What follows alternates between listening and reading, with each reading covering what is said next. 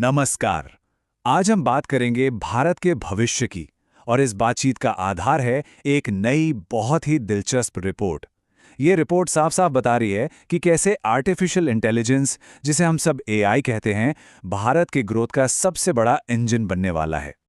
सोचिए जरा, चिट्ठियों के दौर से लेकर दुनिया को एआई सिखाने तक का सफर। ये लाइन सिर्फ कहने की बात नहीं है, ये असल में भारत की जबरदस्त तरक्की की कहानी कहती है।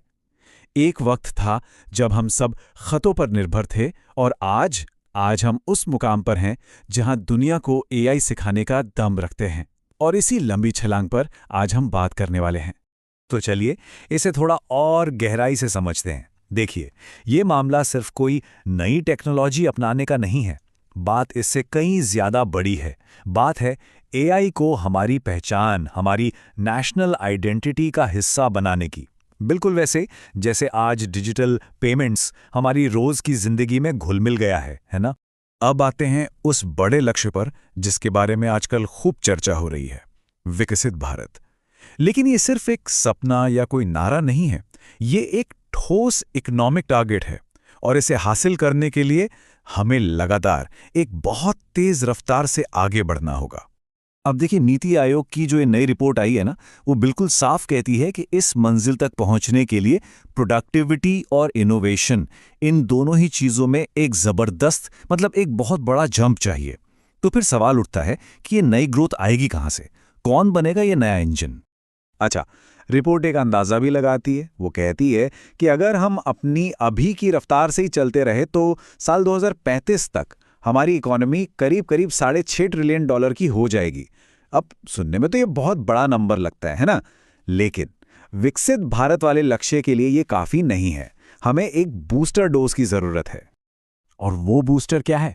जी हां, वो है एआई।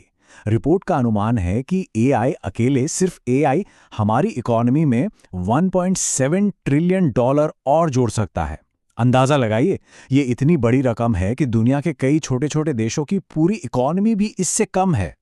तो अब जब हम इन दोनों को मिलाते हैं, 6.6 ट्रिलियन और 1.7 ट्रिलियन, तो हमें मिलता है ये मैजिकल नंबर $8.3 ट्रिलियन। मतलब साफ है, एआई अब सिर्फ एक टेक्नोलॉजी नहीं रह गया है। ये वो चाबी है जो भारत के आर्थिक भविष्य के सबसे बड़े दरवाजे का ताला खोल सकती है।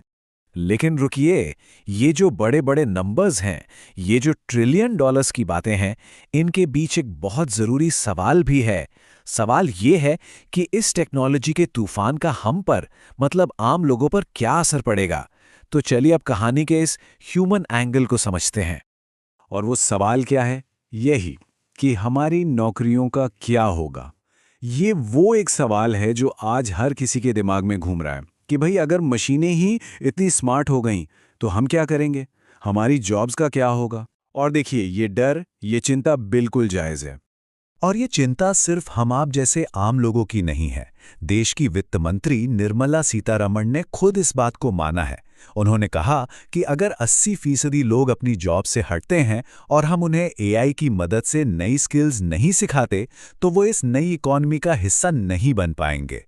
इससे एक बात तो साफ है कि सरकार भी इस चुनौती को बहुत गंभीरता से देख रही है। तो सवाल है, सॉल्यूशन क्या है? खैर, सरकार ने इसके लिए एक 4 पॉइंट प्लान सामने रखा है। सबसे पहले, देश भर में जो हमारे आईटीआई यानी इंडस्ट्रियल ट्रेनिंग इंस्टीट्यूट्स हैं, उन्हें पहचाना जाएगा। दूसरा कदम, इन दशकों पुराने इंस्टीट्यूट्स को पूरी तरह से अपग्रेड किया जाएगा। तीसरा, केंद्र सरकार इन्हें नए एआई पावर्ड इक्विपमेंट और ट्रेनिंग के लिए पैसा देगी। और चौथा और सबसे ज़रूरी कदम, इन्हें मॉडर्न एआई लर्निंग सेंटर्स में बदल दिया जाएगा। मतलब तैयारी यही है कि हमारी आने वाली पीढ़ी भविष्य के लिए पूरी तरह से तैयार हो। अच्छा, ये सब करने के लिए एक बहुत ही क्लियर, दो तरफा स्ट्रेटजी बनाई गई है। और लक्ष्य सिर्फ एआई की इस दौड़ में हिस्सा लेना नहीं है, बल्कि इस रेस को लीड करना है। तो आइए देखते हैं कि ये स्ट्रेटजी है क्या। देखिए, ये स्ट्रेटजी 2 फ्रंट पर एक साथ काम करती है। एक तरफ तो उन सेक्टर्स पर फोकस है जहां एआई से फौरन फायदा मिल सकता है, जैसे बैंकिंग और मैन्युफैक्चरिंग। यहां एफिशिएंसी बढ़ाई जाएगी। और दूसरी तरफ भविष्य की टेक्नोलॉजी पर दांव लगाया जा रहा है, जैसे एआई से नई दवाएं खोजना या सॉफ्टवेयर असिस्टेड गाड़ियां बनाना। तो मतलब ये है कि हम आज की ज़रूरतें भी पूरी कर रहे हैं और कल के लीडर बनने की तैयारी भी। तो इस पूरी चर्चा के पहले हिस्से को हम यहीं इसी एक बड़े सवाल के साथ खत्म करते हैं। सवाल ये है कि एआई का इंजन तो लॉन्च होने के लिए तैयार खड़ा है, लेकिन क्या भारत की वर्कफोर्स इस तेज रफ्तार सफर के लिए सच में तैयार है? क्योंकि देखिए, टेक्नोलॉजी कितनी भी एडवांस्ड हो जाए, असली इम्तिहान तो हमेशा इंसान का ही होता है। इसी पर और भी गहराई से बात करेंगे हम अपने अगले हिस्से में। एक समय था जब देश की तरक्की की बातें होती थी तो हम सड़कों और फैक्ट्रियों के बारे में सोचते थे, लेकिन आज भारत अपने आर्थिक भविष्य की जो कहानी लिख रहा है ना, उसका सबसे बड़ा किरदार है आर्टिफिशियल इंटेलिजेंस। और ये कोई साइंस फिक्शन नहीं है, बल्कि एक सोची समझी ठोस राष्ट्रीय रणनीति है। आज हम एक नई रिपोर्ट के आधार पर यही समझेंगे कि कैसे एआई भारत का वो ट्रिलियन डॉलर इंजन बनने जा रहा है। चलिए शुरू करते हैं। देखिए, विकसित भारत बनना मतलब एक डेवलप्ड नेशन बनना, इसके लिए एक शर्त है। शर्त ये है कि भारतीय अर्थव्यवस्था को हर साल लगातार 8% से ज्यादा की ग्रोथ रेट बनाए रखनी होगी। ये सिर्फ एक नंबर नहीं है, ये एक बहुत बहुत बड़ा लक्ष्य है। और यहीं पर सबसे बड़ा सवाल खड़ा होता है। इतनी विशाल अर्थव्यवस्था के लिए इस स्पीड को पकड़ना और फिर उसे बनाए रखना, ये अपने आप में एक जबरदस्त चुनौती है। तो फिर रास्ता क्या है? जो पॉलिसी मेकर्स हैं, जो देश की नीतियां बना रहे हैं, उनका जवाब बिल्कुल साफ है, आर्टिफिशियल इंटेलिजेंस। उनका मानना है कि इस तरह की इकोनॉमिक लीप के लिए देश को प्रोडक्टिविटी और इनोवेशन यानी उत्पादकता और नवाचार दोनों में एक ऐसा उछाल लाना होगा जो पहले कभी नहीं देखा गया। और एआई को ही इस उछाल का सबसे बड़ा जरिया माना जा रहा है। और ये बात मैं नहीं कह रहा, ये भारत के सबसे बड़े policy think tank NITI Aayog के सीईओ का सीधा सीधा बयान है। इससे एक बात तो साफ है कि सरकार के टॉप लेवल पर एआई को सिर्फ एक और टेक्नोलॉजी की तरह नहीं देखा जा रहा, बल्कि देश की ग्रोथ के लिए एक निर्णायक लीवर या कहें कि एक डिसाइसिव लीवर के तौर पर देखा जा रहा है। तो इसका असर आखिर कितना बड़ा हो सकता है? जरा इन आंकड़ों पर गौर कीजिए। नीति आयोग की रिपोर्ट कहती है कि अगर एआई को सही से अपनाया गया तो 2035 तक भारत की जीडीपी में लगभग 1.5 से $2.25 ट्रिलियन और जुड़ सकते हैं। मतलब जो इकोनॉमी $6.6 ट्रिलियन पर होती, वो सीधे $8.3 ट्रिलियन तक पहुंच सकती है। ये एक जबरदस्त आर्थिक बूस्ट है। तो ठीक है, विजन तो बहुत बड़ा है, लेकिन इस विजन को हकीकत में बदलने के लिए सरकार का एक्शन प्लान क्या है?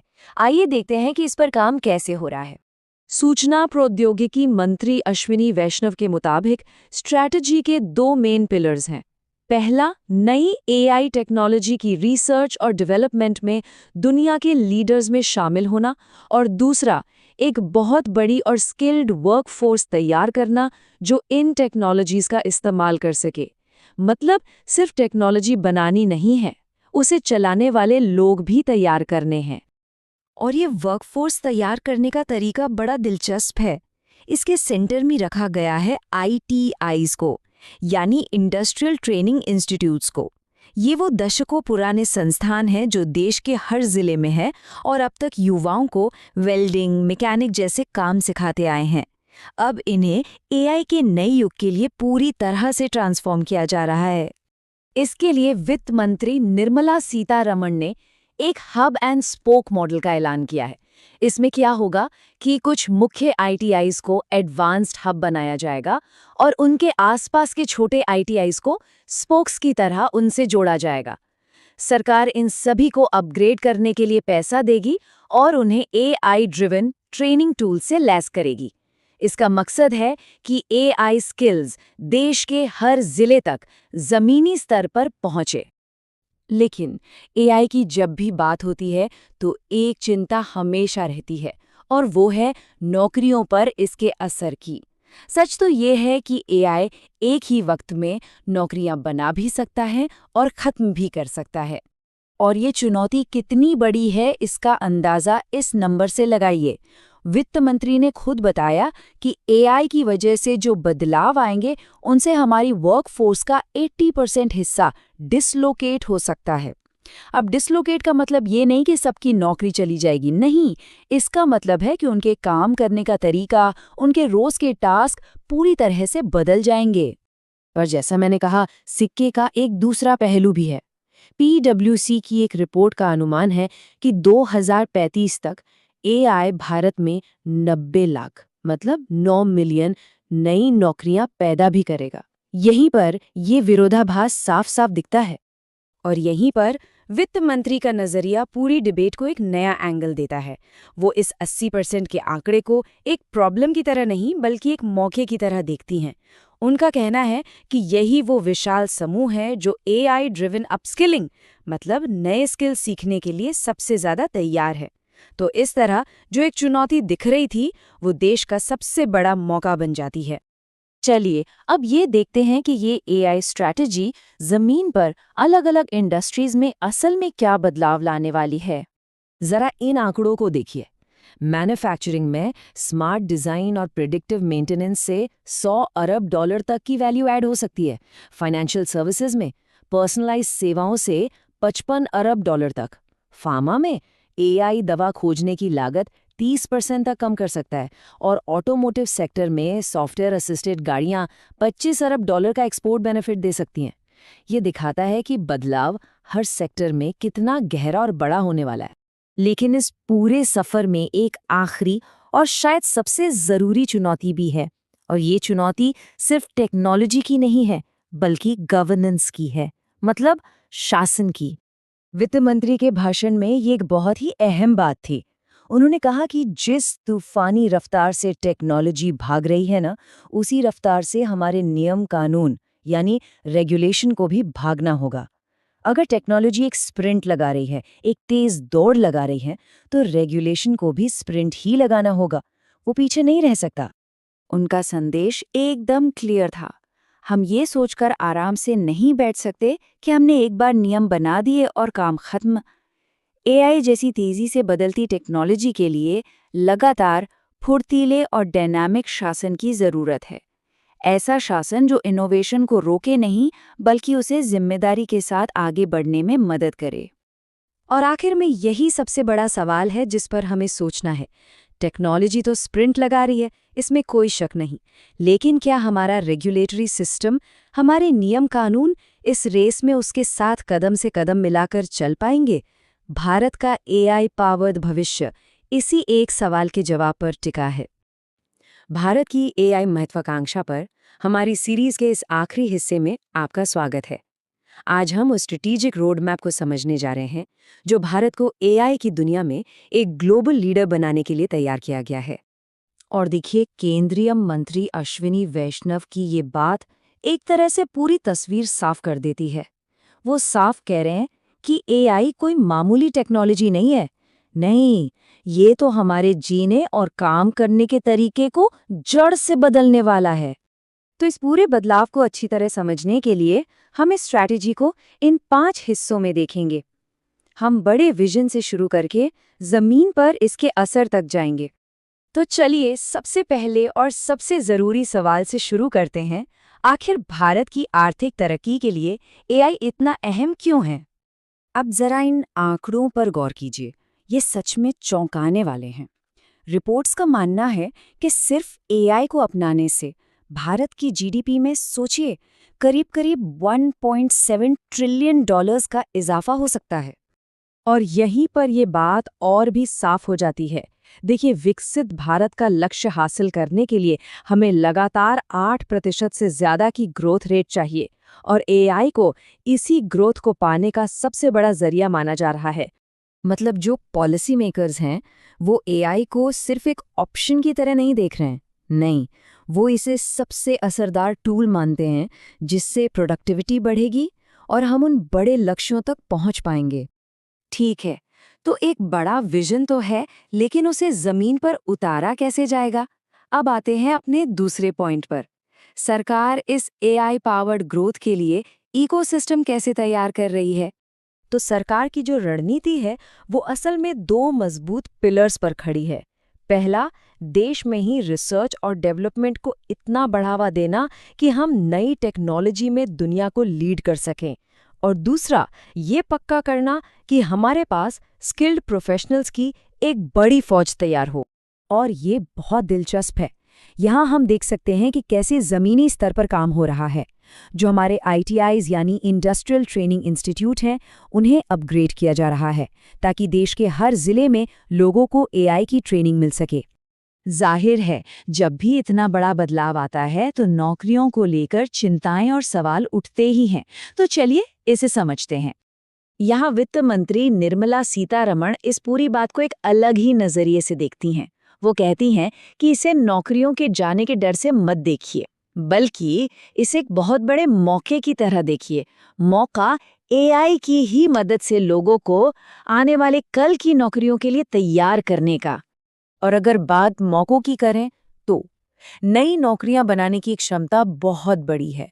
NASSCOM का अनुमान है कि वर्ष 2025 तक ही AI के क्षेत्र में करीब 4 लाख नई नौकरियां पैदा होंगी। और अगर हम थोड़ा और आगे की सोचें तो PwC की रिपोर्ट कहती है कि 2035 तक AI की वजह से 90 लाख, जी हाँ, 90 लाख नए रोजगार के अवसर पैदा हो सकते हैं। और कुछ अनुमान तो इससे भी आगे जाते हैं। वर्ल्ड इकोनॉमिक फोरम का मानना है कि 2030 तक ये आंकड़ा 4 करोड़ तक पहुंच सकता है। आप सोचिए, इस बदलाव का स्केल कितना बड़ा है। तो सवाल ये है कि ये जो बड़ा बदलाव है, इसका असर सबसे ज्यादा कहाँ महसूस होगा? सरकार की स्ट्रैटेजी में कुछ खास सेक्टर्स के लिए एकदम क्लियर एक्शन प्लान है। जैसे कि बैंकिंग और फाइनेंस को ले लीजिए। यहाँ AI कस्टमर एक्सपीरियंस से लेकर फ्रॉड रोकने तक सब कुछ बदल देगा और अर्थव्यवस्था में लगभग 50 से 55 बिलियन डॉलर की वैल्यू भी जोड़ेगा। फिर आता है मैन्युफैक्चरिंग सेक्टर। यहाँ पर AI की मदद से प्रोडक्टिविटी में जबरदस्त उछाल आएगा, जिससे भारतीय उद्योग दुनिया भर में और भी ज्यादा कॉम्पिटिटिव बन पाएंगे। फार्मा सेक्टर के लिए तो ये सच में एक गेम चेंजर है। AI की मदद से नई दवाएं खोजने की लागत और समय दोनों में भारी कमी आएगी और भारत एक जेनेरिक मार्केट से इनोवेशन लीडर बन पाएगा। और हाँ, ऑटोमोटिव इंडस्ट्री, ये भी एक बड़ी AI क्रांति के मुहाने पर खड़ी है। यहाँ फोकस अगली पीढ़ी की स्मार्ट गाड़ियों और स्मार्ट इंफ्रास्ट्रक्चर पर है। तो विजन बिल्कुल साफ है, प्लान भी तैयार है। लेकिन जैसा कि हम जानते हैं, आगे का रास्ता हमेशा आसान नहीं होता। इसमें अपनी चुनौतियां भी हैं। तो देखिए, सफलता इस बात पर टिकी है कि हम 3 बड़ी रुकावटों को कैसे पार करते हैं। पहला है स्किल गैप, यानी स्किल्ड लोगों की कमी को पूरा करना। दूसरा, अच्छे डेटा तक पहुंच को आसान बनाना। और तीसरा, एक ऐसा रेगुलेटरी फ्रेमवर्क बनाना जो इनोवेशन को बढ़ावा दे, रोके नहीं।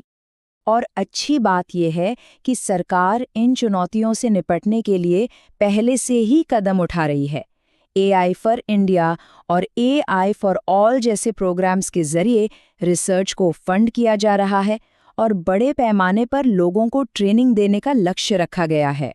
तो हम आखिर में इसी एक बड़े सवाल पर आकर रुकते हैं। भारत के पास विजन है, प्लान है और युवा आबादी की ताकत भी है। लेकिन अब असली सवाल है अमल का, यानी एग्जीक्यूशन का। क्या हम स्किल गैप को समय पर भर पाएंगे? क्योंकि इसी पर इस बड़े राष्ट्रीय प्रयास की सफलता टिकी है।